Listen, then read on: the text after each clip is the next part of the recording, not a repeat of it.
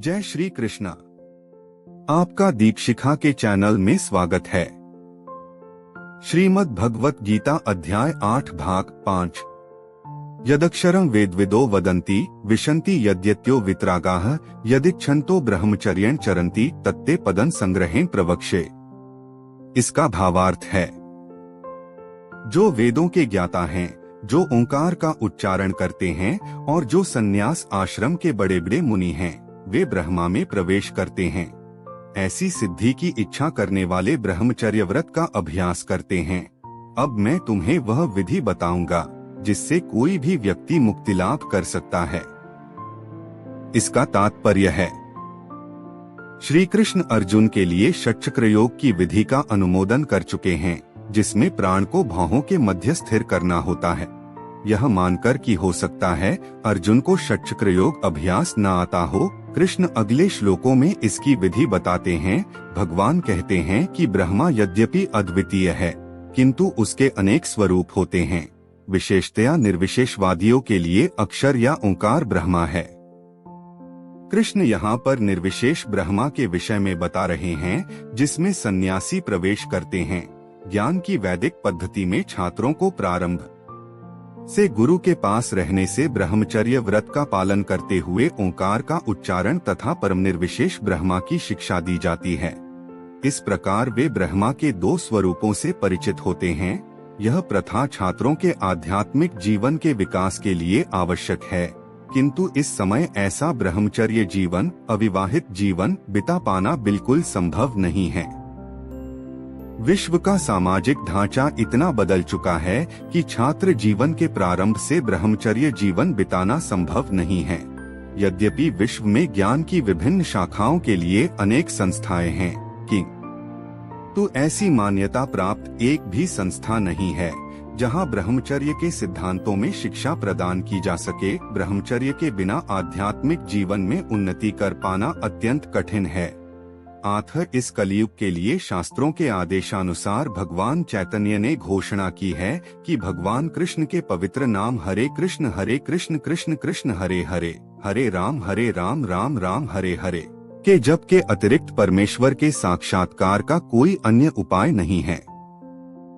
12 सर्वद्वाराणि संयमय मनो हृदि निरुध्य च मूढ़व्याधायात्मनः प्राणमास्थितो योग धारणा।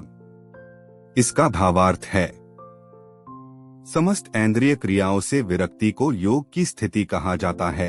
इंद्रियों के समस्त द्वारों को बंद करके तथा मन को हृदय में और प्राणवायु को सिर पर केंद्रित करके मनुष्य अपने को योग में स्थापित करता है।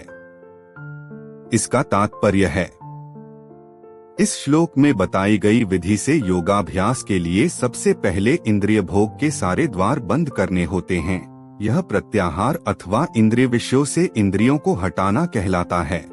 इसमें ज्ञानेंद्रियों नेत्र, कान, नाक, जीभ तथा स्पर्श को पूर्णतया वश में करके उन्हें इंद्रिय तृप्ति में लिप्त होने नहीं दिया जाता।